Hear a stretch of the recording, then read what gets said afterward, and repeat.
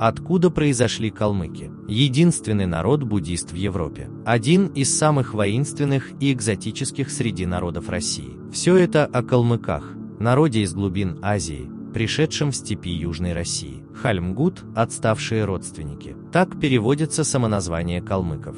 Почему и от кого они отстали, уже неизвестно, но по самым древним упоминаниям, они часть большого племени монголов-айратов, которые жили обособленно от прочих. Наиболее вероятная версия происхождения самоназвания такова.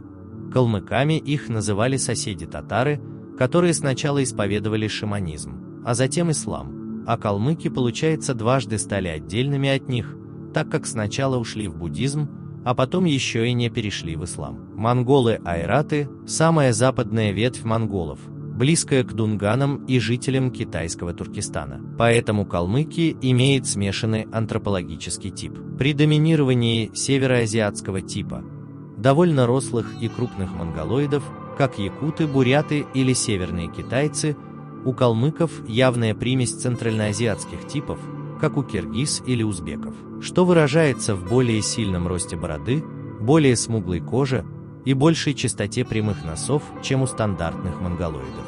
Генотип калмыков не таит сюрпризов.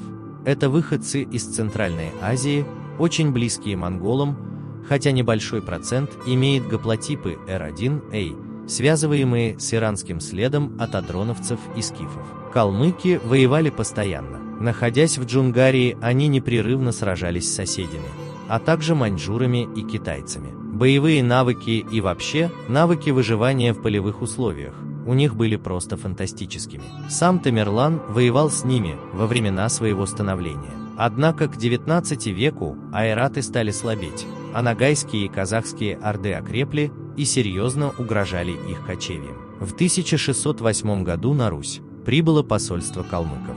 Они просили земель для 300 тысяч человек в обмен на службу русскому царю. Сначала их поселили в Сибири, но постоянно кочующий народ сначала оказался на Дону, а затем и под Астраханью, где в итоге они и остались. Далай-Баатур Хунтайджи, калмыцкий богатырь, привел свой народ сквозь враждебные земли ногайцев и казахов. Сначала они забрали себе лучшие угодья от Терека до Дона, где оттеснили как чеченцев, так и татар, а затем были включены Петром в состав русского войска и отлично показали себя в Полтавской битве. Калмыки часто сталкивались с русскими и местным населением. Нередко грабили деревни, и конфликты происходили часто. Однако власти закрывали на это глаза, так как не имели на восточных землях достаточных сил, чтобы усмирить воинственных пришельцев. Земли, подвластные калмыкам, называли калмыцким ханством, было вассалом Руси и России, но де-факто вело свою политику, а чиновники жаловались на постоянное несоблюдение калмыками договоров и обещаний. Во всех крупных войнах России принимали участие калмыцкие части, от Полтавы до Бородино и Великой Отечественной. Но особая заслуга калмыков состоит в уничтожении Крымского ханства, бывшего давним врагом России. Калмыков пытались крестить, дав для поселения новообращенным нынешний город Тольятти.